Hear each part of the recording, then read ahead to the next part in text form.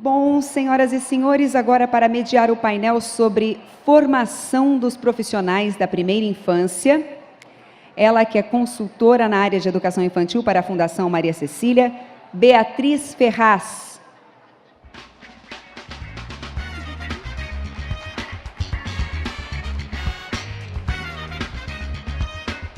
E as painelistas: Sara Araújo, do Instituto Politécnico de Porto, Patrícia Albieri Almeida, da Fundação Carlos Chagas, e Ana Chiesa, da Escola de Enfermagem da USP.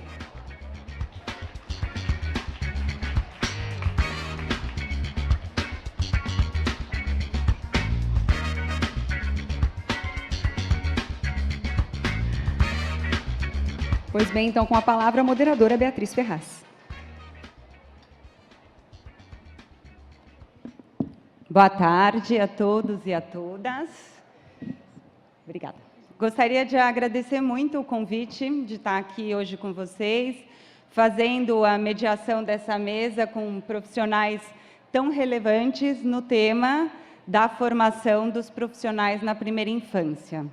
Esse é um tema de grande relevância em relação ao nosso marco legal da primeira infância, considerando que ele estabelece como prioridade a formação dos profissionais da nossa primeira infância.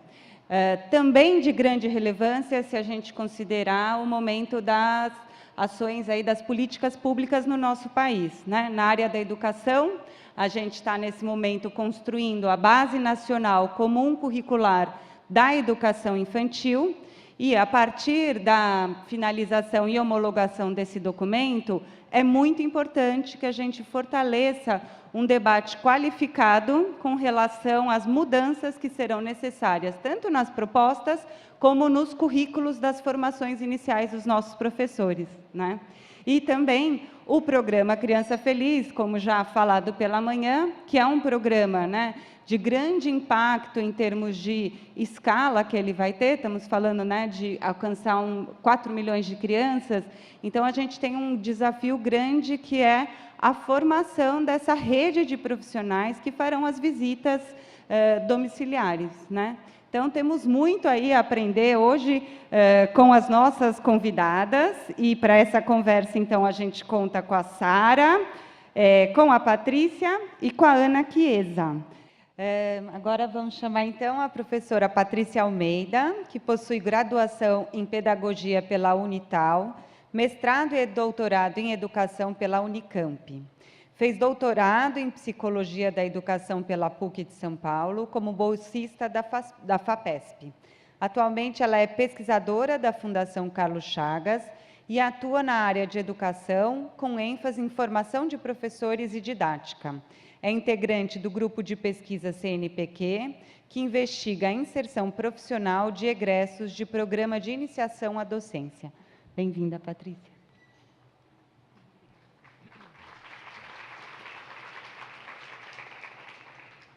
Bom, boa tarde a todos. Muito eu quero agradecer o convite e reiterar as palavras das observações da Sara em relação ao acolhimento da equipe organizadora do evento, né? Me senti bastante acolhida, né? Um carinho, uma atenção muito grande. Bem, me foi feito o convite para falar, né, nessa mesa sobre formação dos profissionais da primeira infância, os desafios brasileiros, e tratar mais especificamente do contexto atual da formação inicial no Brasil, especialmente no que diz respeito às conquistas e desafios. Primeiro, eu quero falar de que lugar que eu falo, né? Especialmente quando eu soube que é um evento que tem aqui pessoas de diferentes formações, que atuam em contextos diferentes no que diz respeito à atuação na primeira infância. Então, de que lugar que eu falo? Eu falo do lugar de professora da educação básica. Como viram, a minha formação é em pedagogia, fiz curso normal, né, no magistério, equivalente ao ensino médio, mestrado, doutorado na área de educação, e também, né, como formadora em cursos de licenciatura, e especialmente também em cursos de pedagogia. E o trabalho de formadora também articulado ao trabalho de pesquisadora, e mais especificamente agora na Fundação Carlos Chagas. Então, esse é do lugar que eu falo. Bom, e como é que eu organizei a minha fala? Primeiramente, como ponto de partida, eu vou apresentar alguns pressupostos, que fico feliz que os pressupostos que eu levantei aqui, de certa forma, reiteram as falas anteriores dessa tarde. Vou falar um pouco sobre o que é preciso considerar para falar da formação inicial dos professores da educação infantil. Que lugar que é esse da formação inicial hoje no nosso país, desse profissional que atua na educação infantil, e, no que se refere ao contexto dessa formação, trazer aí a demanda que me foi feita de algumas conquistas e desafios, mas que eu também acrescentei algumas contradições, porque muitas das nossas conquistas no Brasil, elas acabam vindo atreladas a algumas contradições, né, que eu quero pontuar. E algumas considerações finais. Espero fazê-lo no tempo, apesar que o meu cronômetro aqui está com 28 minutos. É só para também não me perder.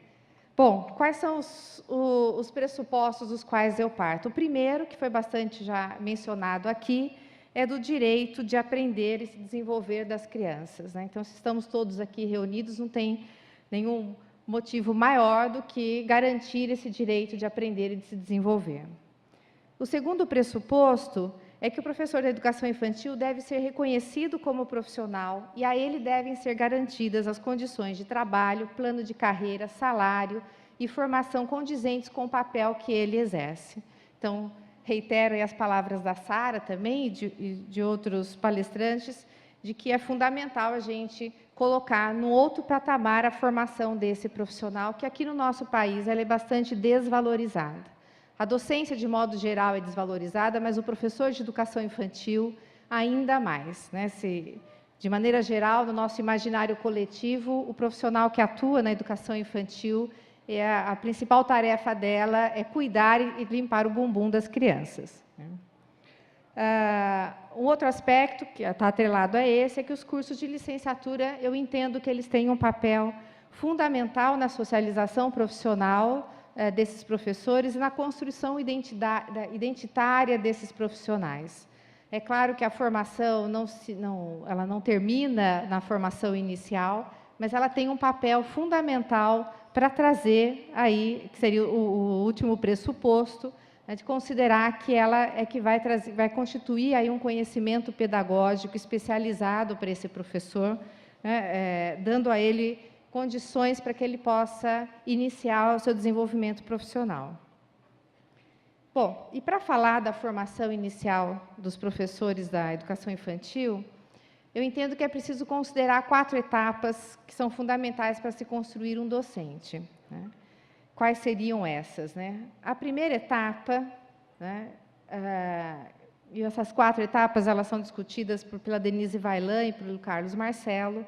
A primeira etapa são as experiências de ensino prévias dos aspirantes a docentes, ou seja, a docência é uma das poucas profissões em que a gente passa muito tempo, antes de até pensar em ser professor e do processo de formação inicial, a gente passa muito tempo no próprio ambiente em que depois você vai atuar como professor, ou seja, passamos alguns anos nos bancos escolares, no nosso processo de escolarização básica. E não dá para pensar que todo esse período ele passa em branco na nossa constituição como pessoas, e é nesse processo que a gente também vai constituindo formulando algumas crenças, algumas maneiras de pensar em relação à escola, ao papel do professor, ao aluno, à família e etc. Então, é possível dizer que o nosso processo de desenvolvimento profissional começa nesse período que antecede até a formação inicial.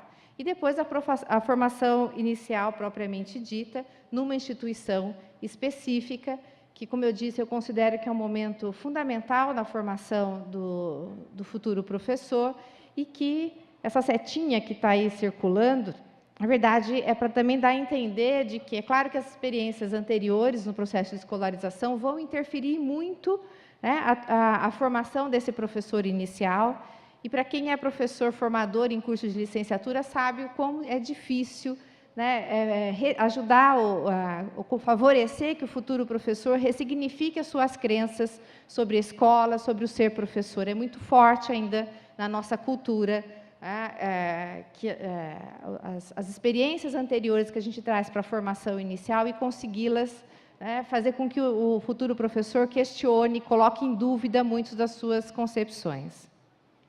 Um outro momento importante, bastante negligenciado, acho que nas nossas políticas públicas, é a iniciação designada aí pelos primeiros anos da experiência profissional, ou seja, esse período de inserção profissional, ao qual eu tenho me detido mais a estudar recentemente, que são os primeiros anos do exercício profissional e que ainda a gente tem pouco acompanhamento no nosso país no que se refere a esse professor que está no início da docência e que se sente bastante abandonado. E isso vai interferir, consequentemente, né, em todo o seu desenvolvimento profissional, que é claro que ele é contínuo, porém, quando a gente fala de desenvolvimento profissional contínuo, significa também que ele é linear. Quem é professor sabe que a gente passa por muitos momentos, né, há altos e baixos na nossa profissão, em relação à motivação, em relação à reflexão que a gente faz sobre os conhecimentos que a gente tem, se são necessários, se não são, e para muitos professores até se pensa o desejo, ou não só o desejo, e isso se efetiva, da desistência da profissão.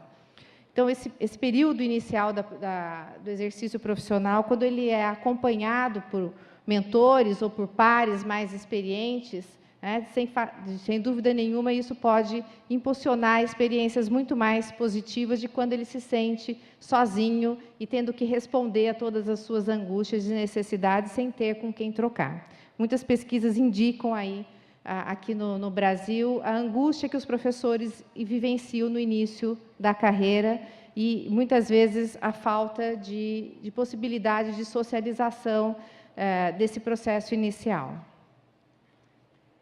Bem, falando agora do lugar da formação inicial dos professores de educação infantil no Brasil.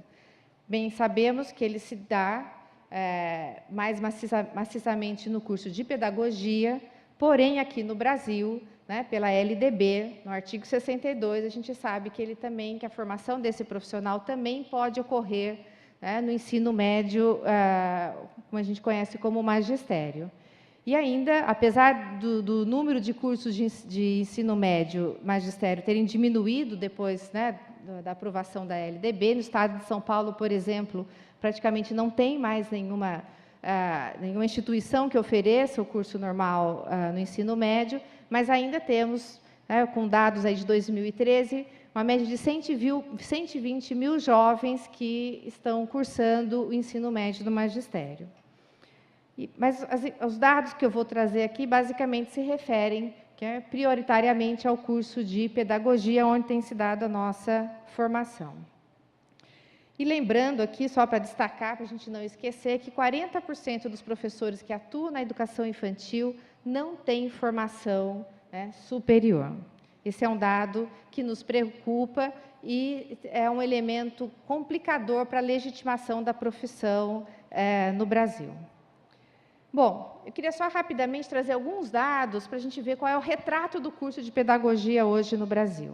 O primeiro aspecto é que a maioria dos cursos ela é oferecida em instituições privadas e em curso noturnos. O curso de pedagogia está entre os 3 cursos presenciais mais procurados e com o maior número de concluintes na rede privada, né? O outro aspecto é que, na modalidade de ensino à distância, o curso de pedagogia lidera a procura.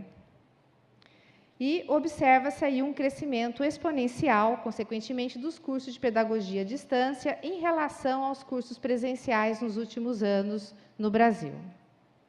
E, por fim, a procedência dos estudantes matriculados no ensino superior privado é predominantemente de alunos do ensino médio público. Então, a gente olhando aí esse retrato, né, o que essas informações nos dizem, né, e que as pesquisas têm apontado, né, que o perfil do professor, né, ou do futuro professor que procura os cursos de pedagogia tem mudado bastante. Eles são provenientes, né, de camadas da população menos favorecidas. Muitos procuram curso de pedagogia não necessariamente porque desejam, né, exercer a docência como profissão, porque a gente sabe também que há também uma imagem, uma ideia de que o curso de pedagogia é um curso fácil de entrar e fácil de sair. Então, muitos procuram o curso para obter o ensino superior. E muitos desses jovens que hoje estão nos cursos de pedagogia, como eles são provenientes, né, a sua maioria, de um processo de escolarização com muitas lacunas, isso também tem trazido muitos desafios para os cursos de formação inicial. E quando eu falo lacunas, acredito que boa parte aqui sabe bem o que eu estou dizendo, de professores que têm dificuldades básicas em relação à língua, em relação à escrita, em relação aos conhecimentos matemáticos, né? E aí a lista ela é significativa. Então, isso traz aí muitos desafios para os cursos de formação. E se considerar, olhando para esse retrato, que a formação se dá basicamente, mais de 70% nas instituições privadas, em curso noturno, nós estamos falando de alunos trabalhadores. E até a gente sabe que ainda tem cursos que são oferecidos em 3 anos, cursos noturnos. Isso significa que milagres ainda a gente não sabe fazer. E eu estou falando do lugar de professora de curso de pedagogia, e eu sei bem do que eu estou falando no que diz respeito ao aluno que a gente recebe e a formação que a gente tem que oferecer nesse curto espaço de tempo. Infelizmente, as instituições públicas formam pouco os professores, né? Não tem demanda, né? Não consegue atender às necessidades de todo mundo. Bom, um outro aspecto que a gente precisa considerar é que na formulação legal do curso de pedagogia, como é que ele se coloca aí para nós hoje?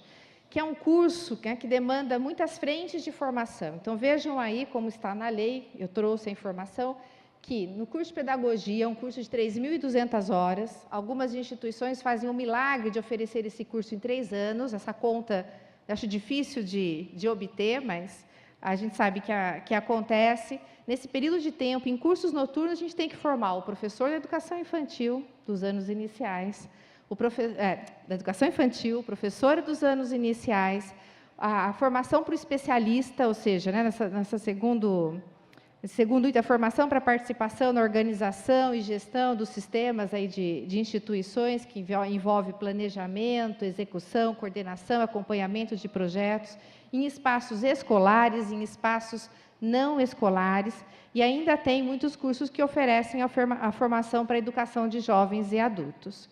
Então, vejam que são muitas demandas, né, para pouco tempo e na condição que eu coloquei, no retrato que eu coloquei ainda há pouco. Bom, então, diante desse retrato, que eu levantei aqui alguns dos desafios, algumas das conquistas, e como eu disse, mencionei, é difícil falar de conquistas sem falar também de algumas contradições. Então, vou levantar algumas, né? Aquelas que me ocorreram como mais relevantes, não significam que não existam outras, né? E nem menos relevantes as que eu vou mencionar aqui. Então, uma primeira delas, uma primeira conquista que eu acho importante, é a universalização da educação infantil, o fato dela ter possibilitado aí que o trabalho pedagógico com as crianças de 0 a 3 anos adquirisse um reconhecimento, ganhando aí uma dimensão mais ampla no sistema educacional. Isso foi uma conquista importante pós-LDB, porém, essa formação aí que eu acabei de apresentar, conjugada do professor de educação infantil, dos anos iniciais, do ensino fundamental, do pedagogo, em um mesmo curso, ele fragmenta, pulveriza e não atende às especificidades formativas para atuar na educação infantil. Estão vendo aqui o exemplo da Sara em relação, né, a Portugal, quando a gente pensa numa formação específica para o trabalho com a primeira infância, justamente em função das especificidades. Então, no curso de pedagogia, os nossos alunos eles têm lá 2 ou 3 disciplinas, 4 quando muito, voltadas para a formação, para a atuação dele na educação infantil, o que é muito pouco. Para a formação nos anos iniciais, também fica muito difícil, muito pulverizada essa formação, porque imaginem que o professor dos anos iniciais, ele terá que trabalhar com as disciplinas de matemática, português, alfabetização, ciências naturais, ciências sociais, muitas vezes artes, educação física, se na escola em que ele leciona não tenha esse profissional, né, qualificado e habilitado para trabalhar essas áreas. Enfim, ele tem que aprender os conteúdos e precisa aprender a ensinar esses conteúdos. E muitas vezes os nossos alunos vêm já com uma formação, como eu disse, bastante fragilizada em relação a essas áreas e não adianta ir direto para o como ensinar, né? É preciso trabalhar o conteúdo que vai ser ensinado. Bom, uma outra conquista seriam os programas de estímulo à formação inicial que foram lançados pelo governo federal na última década. Porém, considerando aí a complexidade do desenvolvimento infantil, né, a formação, especialmente do professor em exercício, dos professores que atuam, que já estão atuando, prioritariamente a gente entende que, mesmo considerando as fragilidades do curso de pedagogia, é neste local, é nesse locus que deve ser a formação do professor.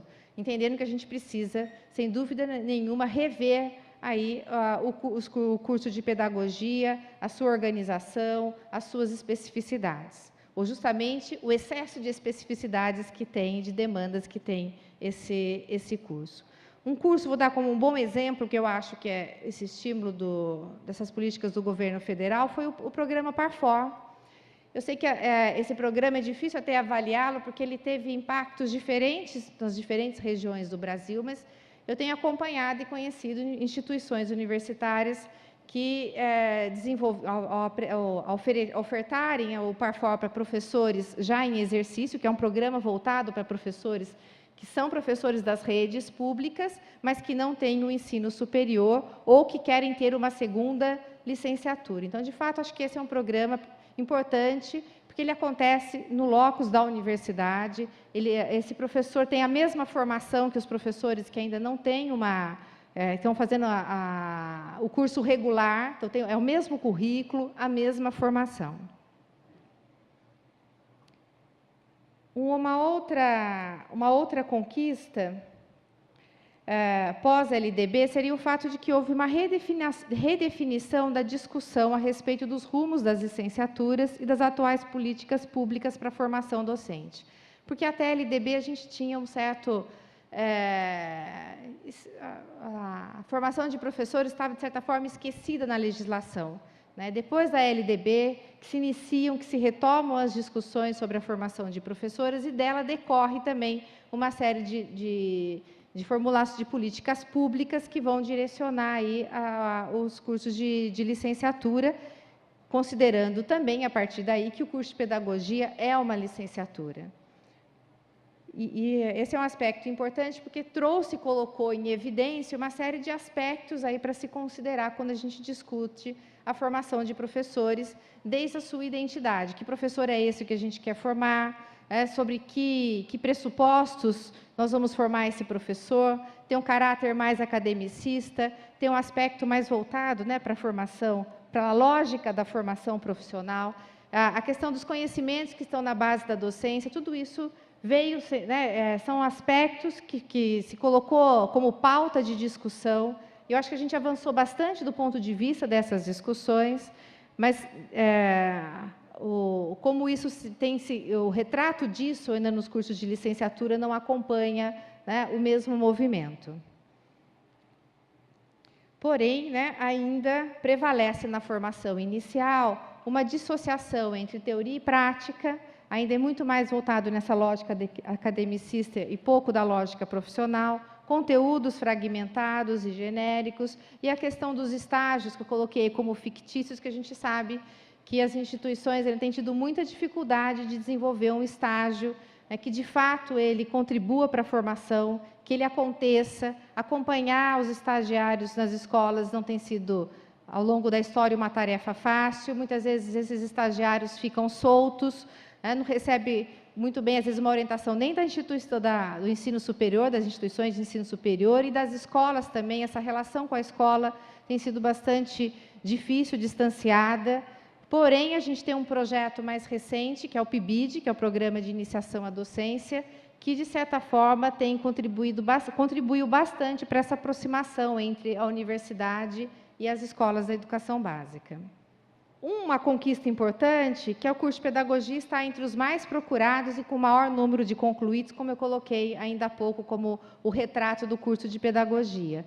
Porém, a privatização da formação não tem garantido, e ela não garante aos licenciandos as condições de igualdade de formação em instituições públicas, permanência e sucesso nos estudos de iniciação, bem como na iniciação à carreira, e apoio no seu processo de construção da identidade profissional. é muito contraditório a gente pensar, né? Num país que, se vocês forem olhar os dados, né, do censo, o curso de pedagogia está entre os 3 mais procurados do Brasil e está entre os 3 que têm o maior número de concluintes. E, ao mesmo tempo, a gente ainda tem tantos problemas no que se refere a essa formação. Bom, de alguns dos desafios que eu levantei, que eu até coloquei aqui como verbo, muito mais como ações que ainda precisam, né, que a gente precisa aprimorar e precisa desenvolver, é criar políticas de formação e valorização de professores para a educação infantil, já que é um segmento aí onde o número de docentes sem formação ainda é muito superior em relação às outras áreas. E como a Sara disse, né, à medida que em Portugal, né, no processo de Bolonha, você coloca a formação desse profissional, né, no mesmo patamar que os professores de outras áreas, isso é um movimento de valorização profissional, que a gente ainda precisa trabalhar aqui no nosso país. Elevar, então, portanto, a formação desses profissionais da infância e nível superior, o que implica conceber aí o ensino como uma atividade profissional que se apoia no sólido repertório de conhecimentos. Que isso não se dá, não é um aspecto só para o professor de educação infantil, mas para os professores de todas as etapas e segmentos, porque ainda também é muito comum a gente escutar, já me perguntaram várias vezes se eu trabalho, né? Se eu só dou aula ou se eu trabalho também, ou seja, essa dimensão da desvalorização de que dar aula como se fosse assim uma atividade, não que ela não seja prazerosa, mas é uma atividade profissional. Que se ela é uma atividade profissional, ela requer um conjunto de conhecimentos que outros profissionais que não tenham esses conhecimentos não poderão exercer a profissão. É o que nos diferencia de outros profissionais. Então, valorizar esses conhecimentos, e mais do que valorizar, é explicitar que conhecimentos são esses. E para o profissional da educação infantil, a gente também precisa explicitar o que um professor de educação infantil, que conhecimentos ele precisa ter para exercer o seu trabalho. E como a Sara falou, para eu estabelecer com clareza esses conhecimentos, eu também preciso ter antes com clareza que perfil de profissional que eu quero formar. Então, essas são questões ainda, não que a gente não saiba muito bem sobre isso, essas questões estão colocadas na literatura, nas nossas práticas, mas a gente precisa explicitá-las, é preciso discuti-las, até para pensar os cursos de formação de professores. E, em decorrência disso, é fundamental superar essa ideia que ainda é tão presente na nossa sociedade, de que o professor da educação infantil, para ser um bom professor, basta, né, ter dom, vocação, maternagem, afetividade feminina, como essas fossem características necessárias e suficientes para o profissional que atua na educação infantil. E essa concepção, ela é um forte movimento de desprofissionalização, né? É importante implementar ações e políticas de acompanhamento dos professores no início da carreira, como eu disse, ou seja, eu entendo que essa é uma etapa importante. Eu acho que, mais recentemente, alguns estados e municípios têm se preocupado com os professores que ingressam, né, na rede, naquele período probatório, de estar oferecendo algum tipo de acompanhamento para esses professores no início da carreira. Mas isso ainda é pouco. Um outro aspecto que eu acho importante, que o Zachner fala sobre isso, é criar espaços híbridos, né, de formação de professores, que possa promover aí uma proximidade maior entre os professores da universidade e os professores profissionais que estão na escola. O que envolve aí discutir a questão do estágio, desse movimento que precisa existir, né, entre a universidade e a educação básica. E instituir uma política orgânica de avaliação das licenciaturas e pedagogia para além do ENAD, ou seja, para a gente melhorar os nossos cursos de pedagogia, a gente também precisa avaliá-los, é preciso discutir sobre o que a gente tem feito no curso de pedagogia, apesar de que eu não tenho dúvidas que, no momento, existe um movimento que a gente precisa e cobrar do Conselho Nacional, é rever urgentemente o curso de pedagogia, porque nos moldes que ele está, a gente vai continuar não formando bem nem o professor da educação infantil, nem o professor dos anos iniciais, quiçá o pedagogo, quiçá o professor que atua na educação de jovens e adultos. Então, são muitos os debates, poucos os avanços.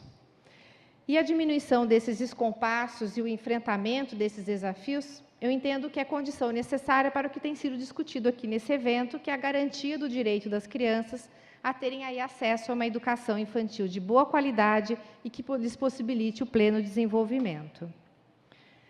E para finalizar, eu trouxe aqui rapidamente eu vou falar que quando a gente fala do ensino, eu sei que a educação infantil, as terminologias, as adequações são um pouco diferentes. Eu trouxe a palavra ensino aqui pensando como profissional do ensino, né? O profissional que atua em qualquer nível ou etapa da educação básica. Que ser professor requer um compromisso, né, ético e moral, que não é uma atividade neutra, né? Até vou pular para o terceiro, que depois acabei que eu repeti. Se ela não é uma atividade neutra, é claro que ela é uma atividade, o quê, né?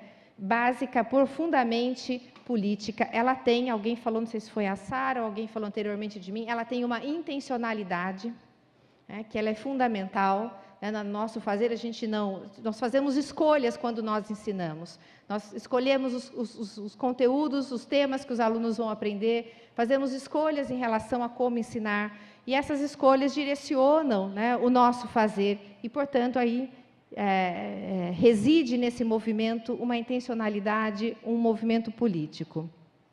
Não é um trabalho individual, é resultado de um trabalho em equipe, é um processo de colaboração fundamental que precisa existir nos contextos de formação. E tem uma dimensão pública. O que eu quero dizer com isso? Que tem uma responsabilidade pública o nosso trabalho. Eu não posso entrar na minha sala de aula, fechar a minha porta e dizer assim, aqui dentro eu faço, né, o que eu quiser. Esse espaço é meu. Não, não é bem assim.